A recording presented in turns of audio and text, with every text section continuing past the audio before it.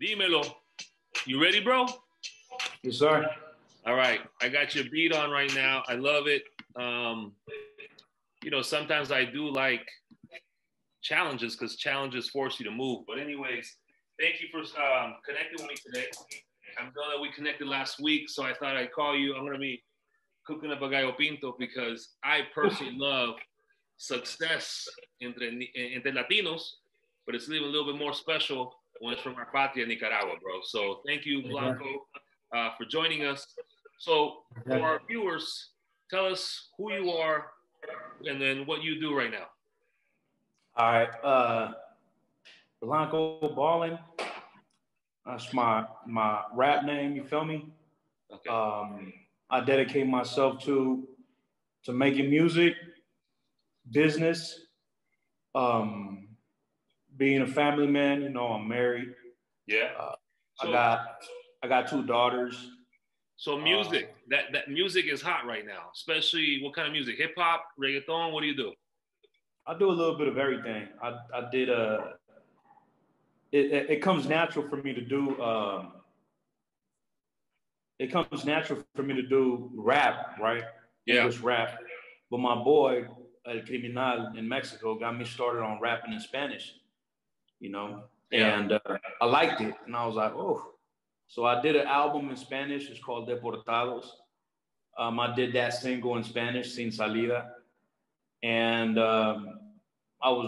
somebody sent me a reggaeton beat. And I was like, let me give it a shot. Well, and I made it. Making music's one thing, but you decided to turn into a business. Tell me what made you want to do into a business. I think that's a lot of artists get stuck in creating music, but you turn it into a label, and you're turning it into a business. Tell me how that transition happened. Okay, well, before I was doing anything with music, I was already doing things with business. Got it. I think that I grew up in the inner city, you know what I mean, and where you needed a hustle to eat, you know, and that's any kind of hustle, whether it be legal or illegal, you just need to find it. Yeah. So I grew up with that mind state, and I apply those rules into business. You know what I'm saying? So when I meet with business people, like I'm really looking for that culmination or achieve whatever I set out myself to do. I'm not going to get into business and just be like, oh, it didn't happen. So what? Let me sit back and not do anything about it. Yeah. Now I always push and find a way. So that street smarts, you know, I apply it to the corporate world, and it's benefited me a lot. Yeah. And so what was that first step? Because it's not like you worked for an independent label or a music label or Sony or what have you. You had to learn from, tell us about how you learned that. And by the way, the key to gallo pinto is you got to let the juice of the beans reduce, bro, because I hate when that shit comes out like risotto. El gallo pinto tiene que estar un poquito tostadito, you know what I'm saying? Yes, sir. You gotta let the juguito reduce, because I see gallo pinto pictures on social media and it looks like, you know, spaghetti or risotto. I'm like, man, they're fucking up our culture. But anyways, how did you go into business? Because what people don't understand in business is you're going to be excited about something when you see the return. And that return has several legs, right? It has financial, it has fulfillment, and it has the artwork. Correct in music? It's the same thing, but see, the difference is, right? You have to see exactly what you're investing in. So if I'm investing in music right now, I know I'm not going to see a quick return. There you go. I know that when my numbers stream, whether it be on Spotify, Apple Music, or anything other platform that my music's on, I know it may take even up to 3 months for me to see the numbers. You got it. So there's a 3-month delay that's going to allow you to either make corrections. Got it. So what I do is I look at my numbers like a stock market. Even though Apple Music or Spotify takes them a minute to pay me, right? I watch my numbers to see if I'm doing the right thing. So if for instance, I do something to gain attention and the numbers are not popping how they should be, then I switch strategy. So it's something that you got to dedicate yourself into. Then you see yourself being taken away from your other revenue creators, And now you're completely in music, but is your music making money? So you talked about you're an artist, and I'm gonna talk about this because you talk about revenue streams. You're an artist, but you also decide to go with a label. Where most people spend so much time being an artist, there's no payback return, and then say, "Joyero." What you said is, no, I'm gonna be Blanco, and I'm gonna create a label and have what? How many more artists do you have under your label? Bro, we got over 20. Okay, so one, how do you attract 10? They have to feel your vibe, right? Well, I mean, that you know music. Tell me how you got 20. It's not only feel the vibe, but it's, you know, the genre that I'm in, which is rap, mostly, right, primarily at the moment. You kind of have to fit the street credibility. Yes. So if I reach out to a rapper and he thinks I'm a sucker or I'm really not that guy, he's not gonna give me 5 minutes of his time. He's gonna be like, "Nah, man, get out of here." Got you. But if he knows that I'm reaching out as someone that has lost it all and made it back, as someone that knows how to manage capital, knows how to manage people, then he's gonna give me a shot. And trust you, right? So that's good. And trust me as well. So that's pretty much the first sale you got to make when it comes to having a label. You know what I mean? Because nobody wants to jump on a label or on something that's not going to go anywhere. So what's the biggest mistake an artist makes? And by the way, now that the juice is down, the los frijoles, I'm going to put the day-old rice. But what's the biggest mistake today's artists make in the industry? Man, I mean, I'm not one to judge, bro. I'm still work in progress myself. Yeah, so when I ask you that, mainly, you know, to help someone avoid the mistakes you've gone through. I can tell you the mistakes I've gone through 15, 20 years ago is not being, I should have been quicker to adjust when something wasn't working. So that's what I mean is, what's the biggest mistake they make? They give up too soon. They give up too soon, okay. You know what I mean? It's like they put out a dope album. Maybe they put out 2 albums, bunch of singles. Maybe they put out even more songs, but they don't see their popularity gaining traction, and therefore they feel that they're not being loved. How important is what you just said? They put out the music, but they don't see the popularity. So that's important to put out your product and then see if people are feeling it, correct? Because that is key, bro. I'm telling you, I talk to a lot of people and they're not saying what you're saying, and it's good that people are hearing that, right? So they're judging you're managing your streams, your popularity, your engagement. Is that what you do? Well, yeah, in a way it is, because I wasn't the most popular guy on any yearbooks. I never came out as the most popular guy, usually because I was the most in trouble guy. Yeah. You feel me? People knew me as that. That was what I identified myself with when I was growing up. I didn't catch fast enough. You know what I mean? But if you look at social media, if you put numbers up, all of it it's a fucking popularity contest. Excuse my cuss word, right? It's a popularity contest. So you can't jump into a trend that's popular right now and expect to be relevant 5 years from now, because the only thing you're doing is being a follower and you follow the trend. Like, you're not gonna hear an album of mine where I'm mumble rapping. You know what I mean? Yeah. And not that I'm putting mumble rappers down, but it's just, I'm not gonna do a whole album like that. I might do a verse or maybe even a line just to show that I could do it. But I'm not following a trend. You got to follow you. Whatever your heart's telling you to do, that's what you got to follow, you know, and not give up. Don't be so quick to just be like, man, I'm not looking at the numbers right now. You got to realize that you may be getting yourself in a project. Let me ask you this, though. You said your heart, don't give up.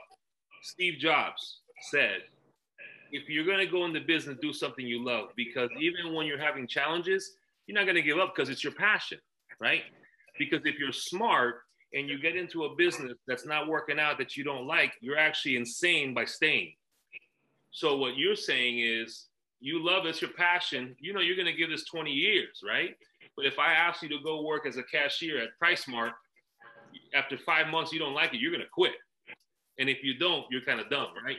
We're done if we stay there. So I do understand that. You speak very passionate.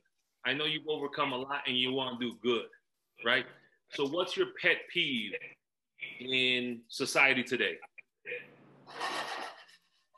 In what area specifically? Like, what problem do I have with the way society is going? Yeah, let's do that. And before you get into that, look how crispy that gallo pinto is, bro. Oof, that looks delicious. Tostadito, papa. So Con una tajada y un pollo asado ahí, bro. Oh my God, yeah. But today I'm just gonna do it with crema because I'm watching what I eat. Anyways, that's right. Your pet peeve in society, the way, I don't know, I guess the division that you're seeing. Well, my pet peeve in music, something that I see is I see these youngsters, right, rapping. And I mean youngster, I'm talking about 15 years old and up. And the only content that they are putting out is how much of a killer they are. You know what I mean? And I see their rap videos, and I've been with killers. Yeah. You know what I mean? I've been in places where the faint of heart, they don't want to be. Yep. So I see them putting out content and this murder, kill. Why is that bad? It's not so much that it's bad, but it's like, bro, keep it fucking real, bro. Yeah. If you was really killing like that, how you say you is, or how you portraying to be, you'd be in jail like I was when I was that age. Yeah. You don't get away with that shit. So for somebody like me, from my generation, or not even just my generation, but somebody that really went through that life, you know what I mean? It's like, bro, I don't want to be in that life, bro. I'm trying to do music and paint a picture so people can see and hopefully take a better route. And then those that are in can see that there's a voice for them. I like that you said that. It's not that it's, like you said, it's not that it's wrong. It's that there's a better route, because that's what a 20-year-old you, compared to what you know now, you would have done a lot of things differently, correct? Well, a 20-year-old me was in jail. Exactly. But okay, like a 25-year-old you, if you can go back 25 years, what would you have told yourself? Okay, a 25-year-old me was in jail. Got it. You know what I mean? If I could go back when I was 19, I would tell myself, slow down a little bit. Yeah. Slow down, because you get caught up in that street life so much. It's like I see these youngsters, like I said, I see people putting up videos where everybody got a machine gun. Yeah. Everybody got so much. Bro, in my time, you was going to get federally indicted for that. Yeah. So I'm like, how come these guys ain't getting indicted? I don't want them to, but I ask myself, like, how the fuck you get away with that shit? Like, it's preposterous, right? Because in my era, you wasn't getting away with that. Yeah. In my era, you know what I mean? It's like all that little killer talk, rapping, you was gonna get put to the test quick. So when I see people doing that now, I'm just like, you gotta be Hollywood. Exactly. You told me, and it's okay if we go into this, when you first give us your experience of why you are in Nicaragua. Would you mind talking about that? I got no issues with that, man. I got deported. I'm a two-striker. Who was the person who deported you? By the way, check it out. Oh, that looks good, man. It was the United States of America that deported me. Who was the Attorney General at the time? Oh, well, see, she didn't have to do anything with that. She didn't deport me. Mm-hmm. You know what I'm saying? She was the Attorney General at the time that I got convicted, right? Was Kamala Harris, soon to be VP. Yeah. I mean, not that it matters, right? But I think it was a turning point in your life, because most people would take that challenge as a setback. What made you change and turn to a positive? You want to do something. That takes strength, bro. Give yourself credit on that. I think that you got to decide whether you really want to die inside or you want to live. And I think that, life throws these tests at you. That pressure is what can either make you or break you. And I decided for it to make me. All that pressure and that stress. Was there a reason that you said, I want to survive? Because I'm telling you, it's not that easy, man. It was a choice. It was a choice. It was a choice. I decided to go in a cocoon and come out listen, stronger. I give you credit, and I don't think enough people tell you that, because who knows? But listen, for you to make a conscious and willing choice when you're in a position where, it's really dark, and for you to make that choice in penitentiary to say, you know what, I'm going to come out and do my thing. I mean, I give you credit for that, and it's just a foundation to what you're building, right? I don't want to dwell on that too much. I appreciate that. Thank you. But it was a choice I made when I was facing 4 life sentences. Yeah. It wasn't a choice I made because I was happy. Yeah. I didn't wake up one day like, man, everything's perfect in my life. I'm so happy. Let me go ahead and decide to be successful. Yeah. Nah, bro. I was dying. Yeah. And I saw myself. I was able to picture myself years ahead if I continued down the route that I was going, and I wasn't going to make it. But are you happy now? My goal is not to be happy. Your goal is? My goal is to be in control of myself completely. Good. Okay. So are you in control? Are you getting better at it? I'm getting better at it. Yeah, of course. Why are you getting better at it? Because I see the progress. 100%. And that's the whole point. Sometimes it's good for someone outside like me to look at you from the outside in and say, hey, you're on the right track, because you're never going to be content. So don't be so hard. I can't be so hard on myself, right? If it's not one business, it's the other business. But that's who we are. And I need people above me to tell me you're trending in the right direction. Because if I were to say to you, Blanco, you've achieved it, nah. Because you know yourself, you haven't. But it's important that you understand you're trending in the right direction. So listen, give yourself credit on that. So what keeps you motivated and happy? Is it growing your label in addition to taking control of your life? I get that. But what are some of the things that you work for every day? Are you waking up every day and you work on the label primarily? What other businesses are you working on? I'm into developing people. Got it. I'm into seeing people grow. I'm into seeing people discover themselves and see how much they can do if they felt buen provecho.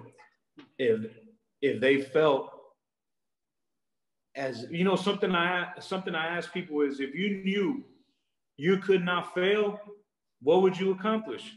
Yeah. Because you said something very, very important, Tito. Is you said sometimes we need somebody higher than us to tell us, hey, you're doing a great job. Keep going. You see, but I didn't have that, my brother. Yeah. For many years. And that's when you have to look within. Yep.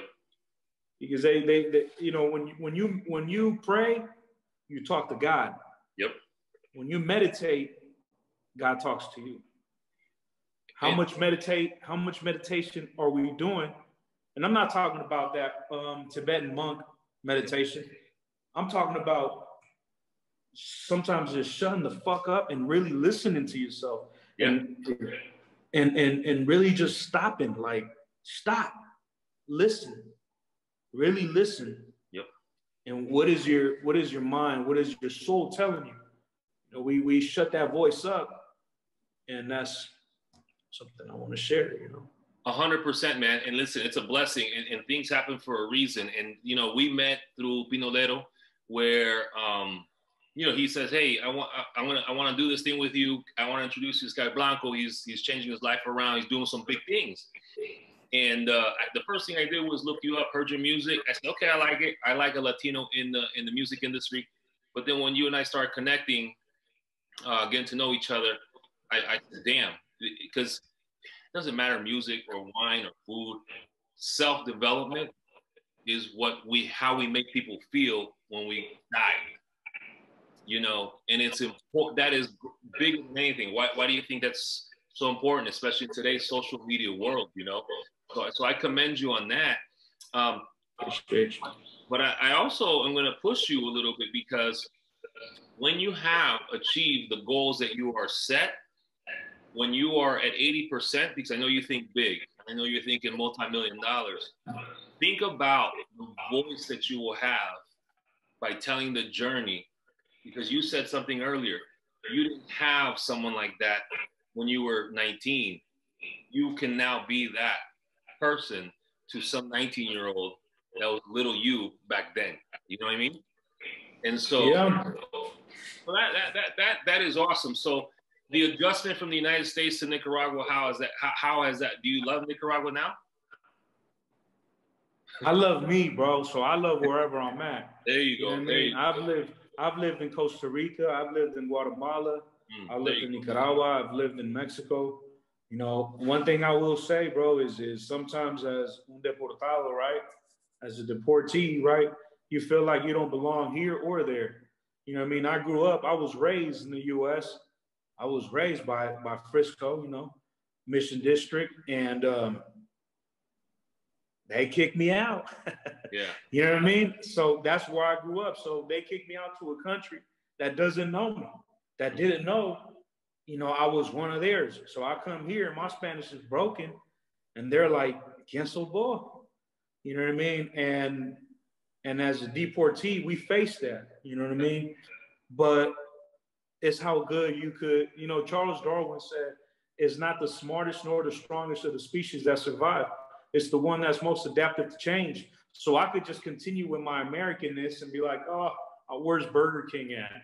You know what I mean? Or I could sit down, brother, y aprendo cómo hacer un gallo pinto. Yeah. Or how they say in Costa Rica, pinto. Or how they say in El Salvador, casamiento. Yeah. Or, you know what I mean? In morro con arroz, I think it's just called.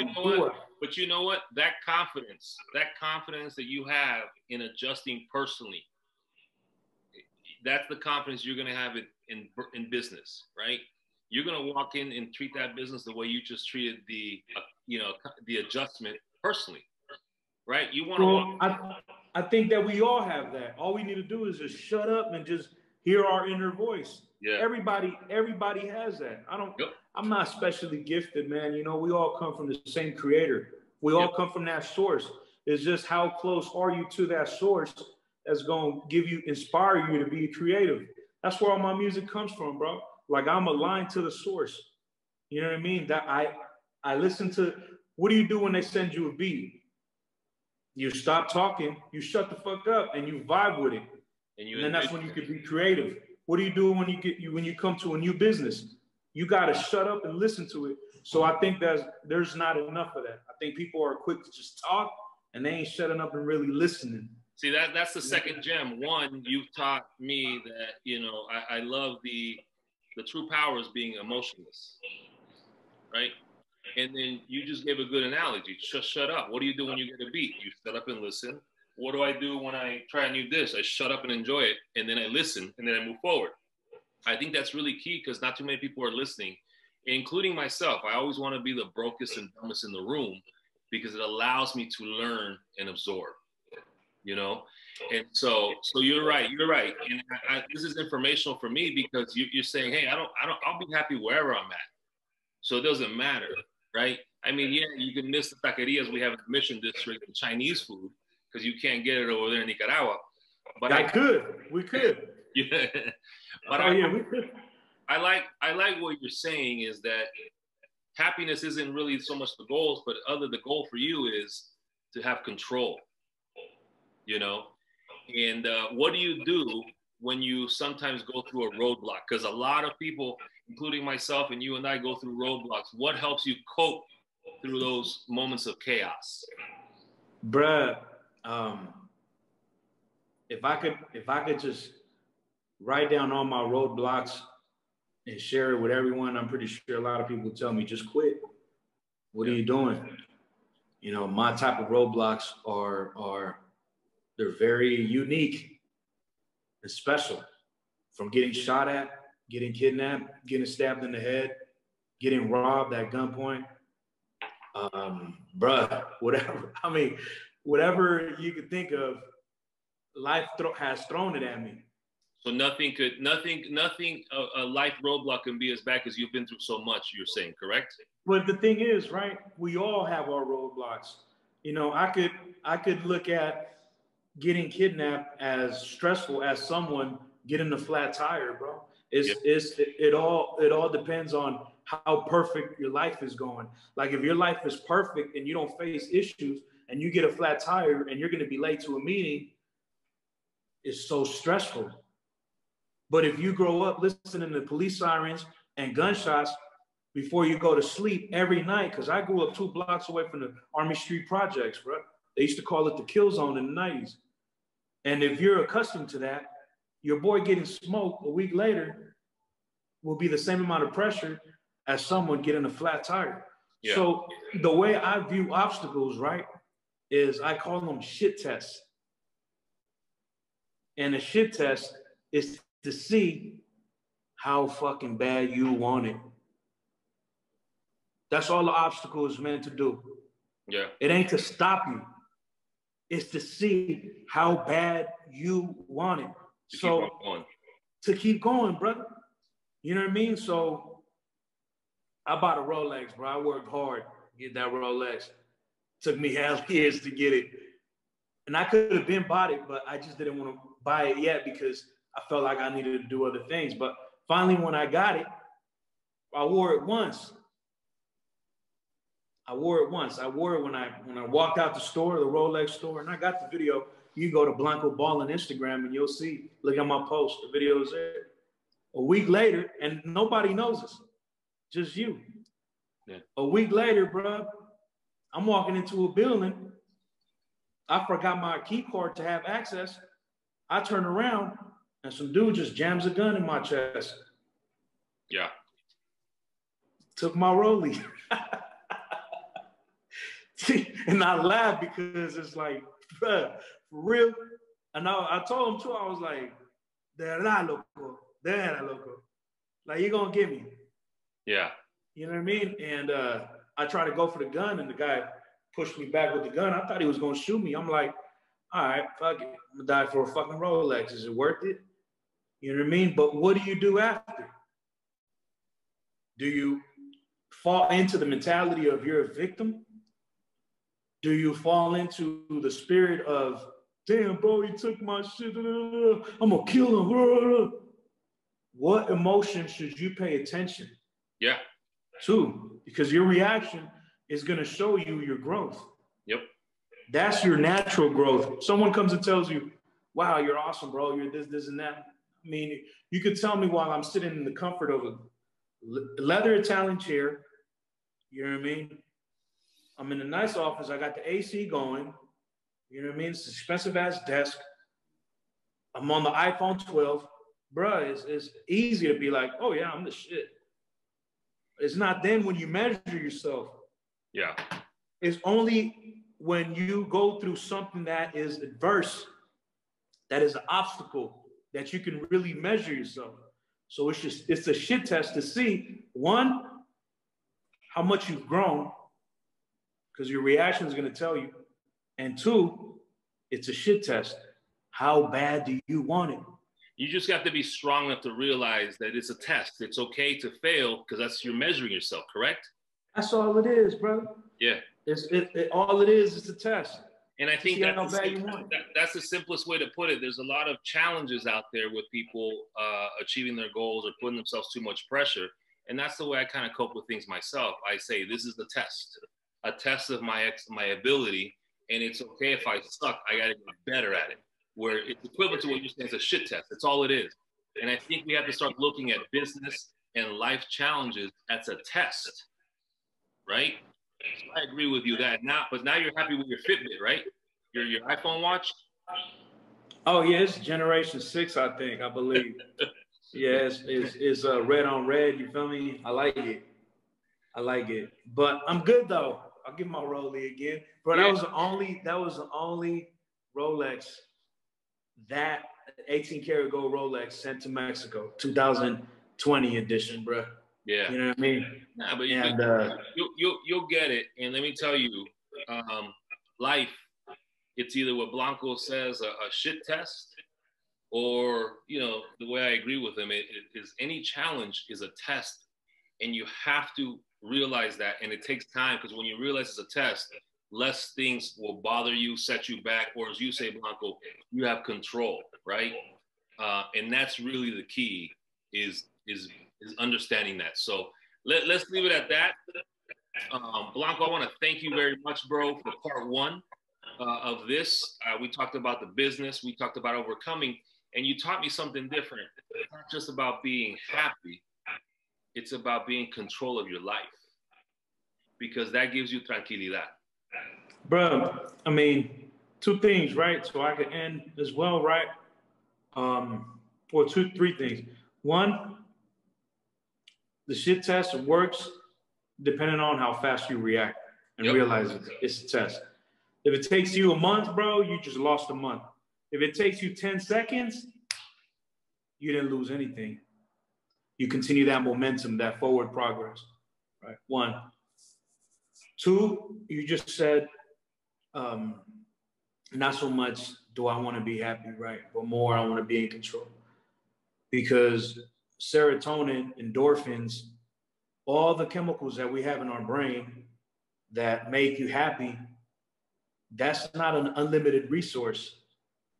You know what I'm saying? You can't be happy biochemically 24 hours unless you're fucking high, bro. Yeah. You can't. And that's why people fall victims of drugs. The pharmaceutical industry got everybody high. The only thing they're chasing is happiness, because they think that true bliss is happiness, or their main goal is to be happy. Let me tell you something. We're not meant to be happy 24 hours a day, but we are meant to be in control 24 hours a day. 100%. 100%. I think that I look at now, if I got to choose happiness or control of my life, I'd rather be in control, because if it's not physically possible. But number two, being in control gives you a certain ease, versus happy, there's no way to measure what kind of happy. You could be happy at work, but not happy at home, right? So I like that. What's number three? So when you get shit tested, right, it's not, your reaction shouldn't be, oh my God, I just got stabbed, let me be happy. Nah, I just got stabbed, let me be in control. Hold on, what's going on? Yeah. To further elaborate, number three is thank you. Thank you for sharing your platform, your stage with me. I appreciate it. Oh. I also think you're a very, very talented individual. You know, the call just came in. Don't worry about it. Stop. I got you. Yo te siento. Brother. Yo te siento, you know? You there? Yeah, I'm here. All right. So what I wanted to say is thank you, brother. I appreciate you sharing your platform with me, your stage with me, because I too consider you a very talented individual. I don't sit down with anybody and open up like this. You know what I mean? Is when you go back to a wound and you redress it, it's painful. Yeah. Sometimes going back is painful. It's another emotion that I'm gonna experience. And I appreciate that about you. And I've always been a fan that I rather talk to people who've done it than try to learn from people who haven't done it, who studied it. You've lived through that. And I take the same obstacles of challenges that you've gone through to learn from, so I can apply here when I have those obstacles. We all have different extents of shit tests, you know? So I want to thank you. This is just part one of part two, because I think that this is, I know it's very important to me, of self-awareness, self-development, self-empowerment. And now it's not to be true happiness. It's actually, be in control. And so, bro, you would have never thought that a month ago I would be, FaceTiming or Zooming with you in Nicaragua and having so much in common.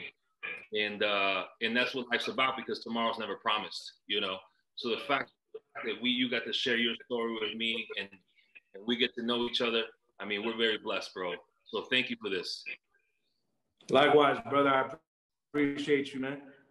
All right. I appreciate you, and continue. And I'm here, brother, whenever you want to have part two. Part 2, baby. Okay.